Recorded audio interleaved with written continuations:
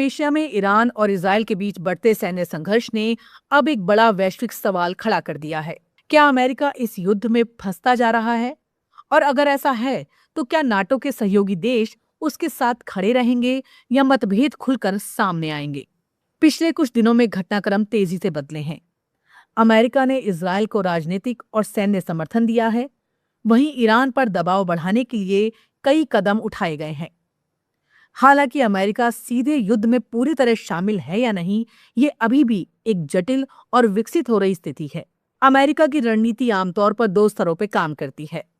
एक, अपने सहयोगी इजराइल की सुरक्षा सुनिश्चित करना, और दूसरा, इस संघर्ष को क्षेत्रीय स्तर से आगे बढ़कर बड़े युद्ध में बदलने से रोकना। लेकिन यही संतुलन अब चुनौती बनता जा रहा है।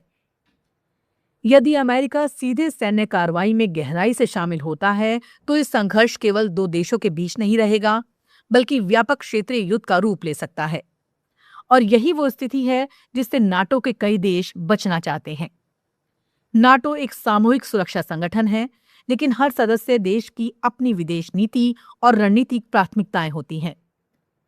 यूरोप के कई देश पहले ही यूक्रेन युद्ध के कारण आर्थिक और सैन्य दबाव झेल रहे हैं। ऐसे में वो एक और बड़े युद्ध में सीधे शामिल होने को लेकर सतर्क हैं। फ्रांस, जर्मनी और इटली जैसे देशों का रुख आमतौर पर यह रहा है कि पश्चिम एशिया में तनाव को कूटनीतिक तरीकों से कम किया जाए। वो इजराइल की सुरक्षा का समर्थन करते हैं, लेकिन ईरान के साथ सीधे टकराव को बढ़ाने के पक्ष में नहीं दिखाई देते। यहाँ एक बड़ा अंतर देखने को मिलता है।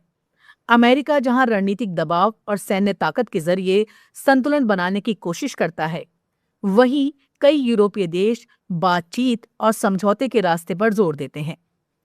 यही कारण है कि नाटो के भीतर मतभेद की आशंका बढ़ गई है। हालांकि ये मतभेद अभी खुलकर टकराव के रूप में सामने नहीं आया है, लेकिन नीतिगत स्तर पर अलग अलग सोच जरूर दिखाई दे रही है। एक और महत्वपूर्ण पहलू है ऊर्जा और अर्थव्यवस्था का। पश्चिम एशिया में तनाव बढ़ने से तेल और गैस की कीमतों में उतार चढ़ाव आता है, जिसका सीधा असर यूरोपीय देशों की अर्थव्यवस्था पर पड़ता है। इसलिए वो किसी भी ऐसी स्थिति से बचना चाहते हैं जिससे ऊर्जा संकट और गहरा हो। अब सवाल ये है, आगे क्या हो सकता है? पहला परिदृश्य ये है कि अमेरिका सीमित दायरे में रहकर इजराइल का समर्थन जारी रखे और युद्ध को फैलने से रोके।